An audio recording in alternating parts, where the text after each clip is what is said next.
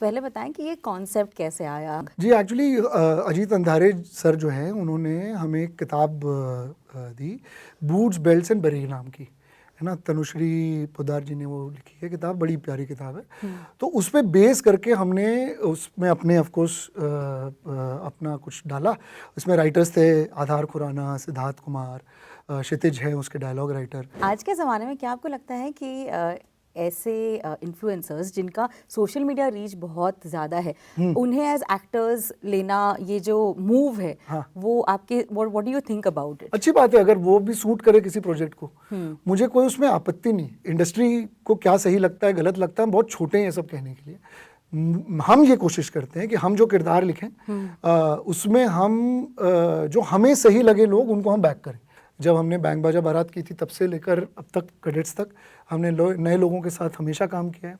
बंदिश बैंडिट्स आप देख लें। एक न्यू कमर को आपने ओटीटी पर चांस दिया था, जी। जिनके साथ हाल ही में एक बैड न्यूज गुड न्यूज बन गई। जी जी जी। विकी कौशल। जी। So how proud are you of him as an actor? Vicky, I'm absolutely proud of. He's a brother of mine. But I will only talk about him more after he watches Cadets. After he watches हम Cadets. देख ले हमारा शो, फिर हम बात करेंगे। Please watch Cadets so that we can talk. ये कैसा कनेक्शन है बताइए। We have to convince him to watch Cadets so that आप प्लीज मेरी तो कोई बात नहीं मानता, आप देख लें। Actor in you doesn't come out. आपको आप नहीं चाहते कि और एक्टिंग करें आप? बिल्कुल करूंगा मैं। मेरे लिए ना थिएटर ना करना ज्यादा मुझे चुभती है बात। अब आप मेरा चेहरा इस तरफ से और इस तरफ से देख सकते हैं। अगर आपको लगे कि आप मुझे काम देना चाहते हैं, कोई भी डायरेक्टर, कास्टिंग डायरेक्टर, तो हम दोनों तैयार हैं एक्टिंग करने के लिए। मैं तो सिर्फ व्यूअर हूँ। Hi, my name is Anand Tiwari and you are watching me on Bollywood हंगामा।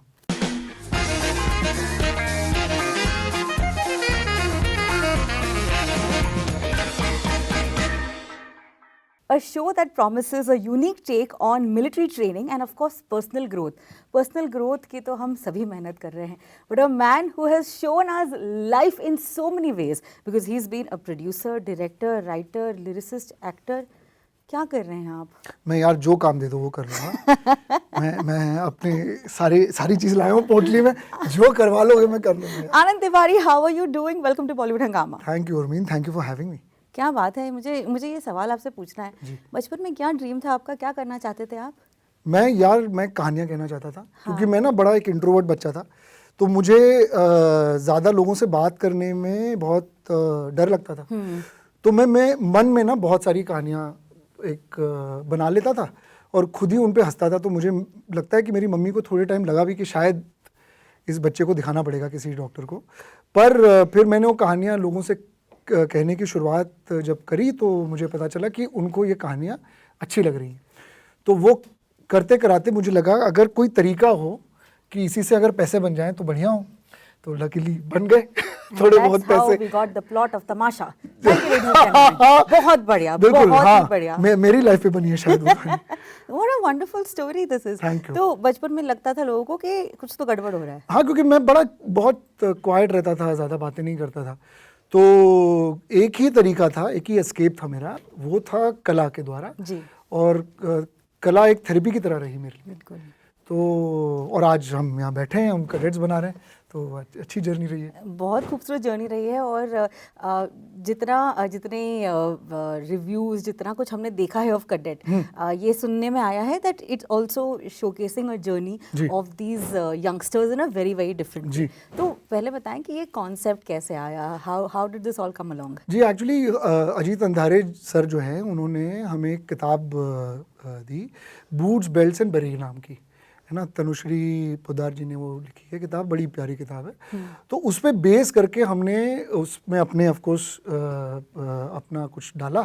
उसमें राइटर्स थे आधार खुराना, सिद्धार्थ कुमार, क्षितिज है उसके डायलॉग राइटर, और फिर हमारी टीम है। तो अजीत अंधारे सर की तरफ से मार्क, सोहम, हमारी तरफ से शैन, तो हम सब ने बैठ के इसको लॉकडाउन में इनफैक्ट बहुत सारे जूम कॉल्स इस पे रहे।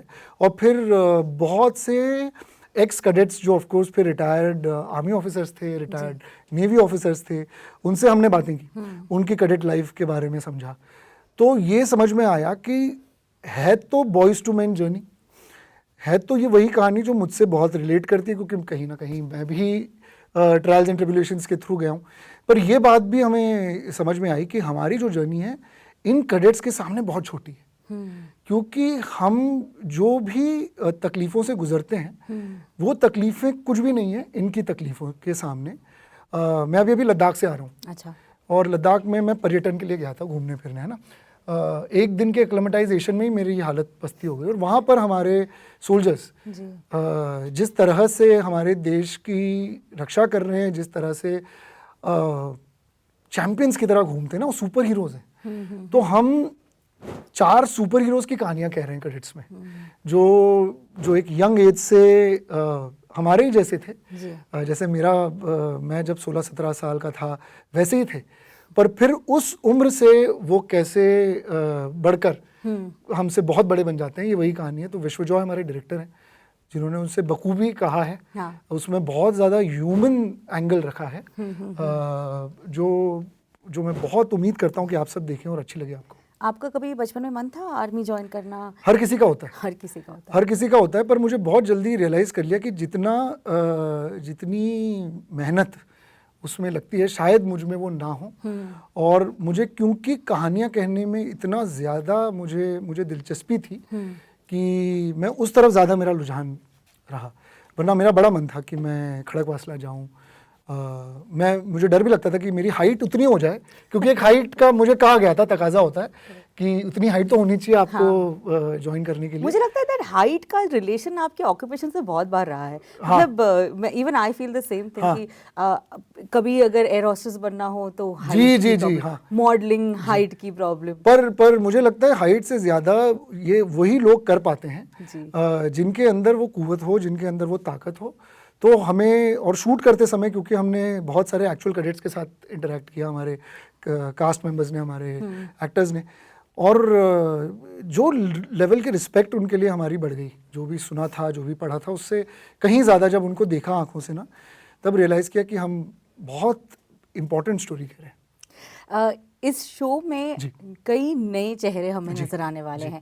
सो ये बताएं कि न्यूकमर्स के साथ काम करने की सबसे खास बात क्या रहती है? What is the freshness that you love about working with new faces? Honestly हम ना टैलेंट के साथ काम करने का हमेशा मन में रखते हैं कि टैलेंट जो सही हो उस रोल के लिए, उस किरदार के लिए।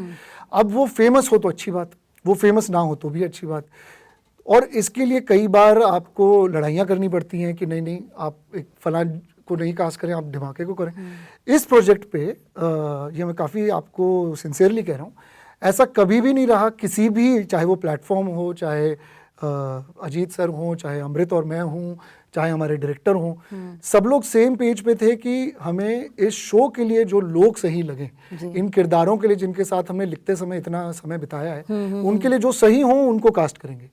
तो ऑफ कोर्स फाइनल कॉल हमारे डायरेक्टर साहब का था, पर हम सब सेम पेज पर आ गए, ये बहुत बड़ी बात है। As a producer, director and all the things that हमने आपकी तारीफ में कही, क्या आपको लगता है जरा नवाजी आज के ज़माने में क्या आपको लगता है कि ऐसे इन्फ्लुएंसर्स जिनका सोशल मीडिया रीच बहुत ज़्यादा है, उन्हें एज एक्टर्स लेना, ये जो मूव है, वो आपके what do you think about it? अच्छी बात है अगर वो भी सूट करे किसी प्रोजेक्ट को, मुझे कोई उसमें आपत्ति नहीं। मुझे लगता है जो मैं कंपनी चलाता हूँ लियो मीडिया कलेक्टिव नाम की, ठीक है। तो मेरा और अमृत का जितना भी जो भी रिस्पॉन्सिबिलिटी है वो हमारे चंद कहानियों के लिए है। बाकी इंडस्ट्री को क्या सही लगता है, गलत लगता है, हम बहुत छोटे हैं ये सब कहने के लिए। हम ये कोशिश करते हैं कि हम जो किरदार लिखें उसमें हम जो हमें सही लगे लोग उनको हम बैक करें। उसके लिए जिसे कन्विंस करना पड़े हम वो करते हैं। हमने हमेशा से किया है। जब हमने बैंग बाजा बारात की थी तब से लेकर अब तक कैडेट्स तक हमने नए लोगों के साथ हमेशा काम किया है। बंदिश बैंडिट्स आप देख लें, बिल्कुल। तो हमने उसके लिए फिर चाहे जो हो हम वो करते हैं। बंदिश बैंडिट की आपने बात की, क्या हो रहा है नेक्स्ट सीजन, बताइए कुछ। जैसे ही कैडेट्स 2 के बारे में मैं आपको बताऊंगा मैं आपको अगले सीजन के बारे में भी बता दूंगा। नहीं हो रहा है, बंदिश सीजन 2 भी आएगा, पर फिलहाल हम कैडेट्स की बात करेंगे। Lovely lovely. अब ये बताएं that what went behind the research. एक तो जब भी हम मिलिट्री ऑफिसर्स की बात करते हैं तो एक चीज़ हमेशा हमें मिलती है, वो है किस्से कहानियाँ। तो आपकी रिसर्च में आपको क्या? बहुत सारे। हम क्या करते थे, ये कई सारे जूम कॉल्स होते थे। तो कैरों सर एक हैं और मोहन सर एक हैं, ये सारे लोग उन जूम कॉल्स पे आते थे और हमें ये रियलाइज़ हुआ कि जैसे ही हम एक सवाल पूछे ना उन्हें, एक किस्सों का भंडार खुलने वाला है। और हम स्टोरी टेलर्स क्या ही कहें खुद को, वो हमसे बेटर स्टोरी टेलर्स थे, क्योंकि उनके पास हमसे बेटर स्टोरीज थी जी। उन्होंने हमसे ज्यादा जीवन जिया था। So even though they are not very old, they are you know in their early 50s and so on, they have lived probably 10 times our lives, which was just amazing and overwhelming to see. क्योंकि उन्होंने इतने सारे interesting जगहों पर खुद को पाया जी। और इतनी कठिनाइयों के थ्रू फिजिकली खुद को उनको झेलते हुए देखा, उनसे लड़ते हुए देखा, उनको कॉन्कर करते हुए देखा। हमने ये रियलाइज़ किया कि यार कुछ तो सही कर रहे हैं शायद। तो बहुत मज़ा आया। और मैं जितना मैं एक्साइटेड हूँ कि ये शो आप देखें, किसी दिन अगर जियो हमें अलाउ करे तो सिर्फ वो जो रिकॉर्डिंग्स हैं हमारे जूम कॉल्स की, मैं वो भी आप लोगों तक कमाल होगा। आई थिंक बहुत सुंदर होगा, क्योंकि वो इतने कमाल लोग होते हैं। आप अगर किसी भी रिटायर्ड मिलिट्री ऑफिसर से बात करें, चाहे वो उनका नेवी में रहा हो एक्सपीरियंस, या आर्मी में, या एयरफोर्स में, या हमारे जितने भी स्ट्रीम्स हैं उनमें रहा हो, आपको रियलाइज़ होगा कि आपने कितनी कम लाइफ जी और उन्होंने कितनी ज़्यादा। तो वो बहुत ही हम्बलिंग एक्सपीरियंस था हमारे लिए। मैं जानती हूँ कि आप कैडेट्स के बारे में सिर्फ बात करना चाहते हैं, but I have to ask you this कि क्योंकि आप न्यू कमर्स के साथ काम कर रहे हैं इन दिस शो, एक न्यू कमर को आपने ओटीटी पर चांस दिया था, जिनके साथ हाल ही में एक बैड न्यूज गुड न्यूज बन गई, जी जी जी, Vicky Kaushal. So how proud are you of him as an actor? Vicky, I am absolutely proud of, he is a brother of mine. But I will only talk about him more after he watches Cadets. After he watches Cadets. देख ले हमारा शो, फिर हम बात करेंगे. Please watch Cadets so that we can talk. ये कैसा कनेक्शन है बताइए. We have to convince him to watch Cadets so that please, आप प्लीज, मेरी तो कोई बात नहीं मानता, आप देख लें. कोई बात नहीं, हम बात करेंगे, घर की बात है, क्या ही है. But tell us, you know, since this is a show about personal growth among these youngsters, what is the personal growth, Anand, that you have seen? आपने अपने करियर में क्या देखा है? हम आपको एज एन एक्टर जानते थे, फिर हमने आपको एज अ राइटर जाना. बहुत कम लोग जानते हैं कि आप एक लिरिसिस्ट भी है, डायरेक्टर. मतलब गलती है वो लिरिसिस्ट में. क्या हुआ था, वो बहुत ही हुआ ये था कि हमारे पास पैसे खत्म हो गए थे और हमें एक गाना डिलीवर करना था. अब हमको या तो हम दोस्ती खाते में किसी को बोल देते आके लिख ले, तो मुझे कहा गया कि आप ना अभी के लिए कुछ लिख दो ऐसे ही, फिर हम एक प्रॉपर लिरिक्स लिखा देंगे, क्योंकि अब ये गाना शूट होना है. तो मैंने कुछ लिख दिया. अब उन्होंने कह दिया कि अब यही सही है लिरिक्स. तो मैं बिल्कुल प्राउड नहीं हूँ मेरे लिरिकल करियर से. बताइए कौन सा गाना था? मैं बिल्कुल नहीं बता रहा, आप लोग जाके, ये गूगल सबके लिए आसान है, आप लोग देख लें. मैं बिल्कुल, क्योंकि मुझे बहुत शर्म आती है इस बात से. पर मैं आपके सवाल को अगर मैं ठीक ठीक समझ गया तो उसका जवाब देने की कोशिश करूँगा कि मेरे लिए सबसे बड़ी ग्रोथ ये रही है ना कि जितना कंटेंट मैं देख रहा हूँ, जितना कंटेंट मैं बना रहा हूँ, मैं अपने आप को बहुत लकी मानता हूँ. बहुत, कहीं मेरी मम्मी की प्रेयर्स होंगी या मेरी खुद की प्रेयर्स होंगी कि मुझे ये जीवन जीने का मौका मिल रहा है जहाँ मैं बहुत ही ब्लेस्ड लोगों की कहानियाँ कह रहा हूँ. तो चाहे वो म्यूज़िकल घराने हों, चाहे वो इस देश के कैडेट्स हों, चाहे वो एक पुलिस ऑफिसर हो, चाहे वो एक कम्प्लीटली फिक्शनल स्टोरी हो, मैं उसका एक मीडियम हूँ और मेरे थ्रू वो कहानी निकल रही है और कुछ लोगों को पसंद आ रही है. ये बहुत हम्बलिंग है मेरे लिए. तो ये मेरे लिए सबसे बड़ा लर्निंग है कि मैं बहुत एक इम्पॉर्टेंट पोजीशन पे हूँ अपने जीवन के. तो मैं उसको एक ब्लेसिंग मानता हूँ और आगे बढ़ता हूँ. Actor in you doesn't come out. आप नहीं चाहते कि और एक्टिंग करें आप? बिल्कुल करूँगा मैं. मेरे लिए ना थिएटर ना करना ज़्यादा मुझे चुभती है बात. कैमरे के सामने होना ना होना मेरे लिए उतना ज़्यादा मैं मिस नहीं करता, क्योंकि मैं कैमरे के पीछे रहकर अपने आप को उतना ही कंफर्टेबल और मज़ा मुझे उतना ही आता है. फ़िलहाल मुझे ऐसा लगता है कि मैं जो कहानियाँ कह रहा हूँ वो रेलेवेंट हैं. कल को हो सकता है मैं जब जो कहानियाँ कह रहा हूँ वो ज़्यादा रेलेवेंट ना रहें तो मैं सिर्फ प्रोड्यूस करूँगा, मैं एक्टिंग करूँगा. पर अभी तो फ़िलहाल 3-4 सालों से जब हम कर ही रहे थे, बैड न्यूज़ आ गई, हमने बंदे सीज़न 2 पे काम किया एज अ डायरेक्टर में, उनमें इन्वॉल्व था. मैं कैडेट्स में इन्वॉल्व था as a producer, as an EP, in the writing process, in the making of it process. तो इस सब में इतना बिजी रहा कि मैं एक्टिंग के काम नहीं कर पाया. पर अब आप मेरा चेहरा इस तरफ से और इस तरफ से देख सकते हैं. अगर आपको लगे कि आप मुझे काम देना चाहते हैं, कोई भी डायरेक्टर, कास्टिंग डायरेक्टर, तो हम दोनों तैयार हैं एक्टिंग करने के लिए. मैं तो सिर्फ व्यूअर हूँ. मैं रुकी हूँ कि कब. ठीक है, तो मैं तैयार हूँ. मैं लिस्ट बना रही हूँ बंदिश बैंडिट के बाद. गोवा गॉन टू कुछ कुछ कैडेट्स 2 आ जाए यार, आप ये जियो को ये कह मतलब दो। आप तो लगे पड़े हैं कैडेट्स, तो हम मैं देख लेंगे इतना बड़ा सर। पोस्टर लगाया, हम देख आप लेंगे मुझे cadets इतनी यार। हाँ अच्छा, मतलब आप this is देख लो, so उसके बाद much। मैं आपको गो गोवा गॉन, बंदिश, बैड न्यूज सबके बता दूंगा क्या क्या चल रहा है।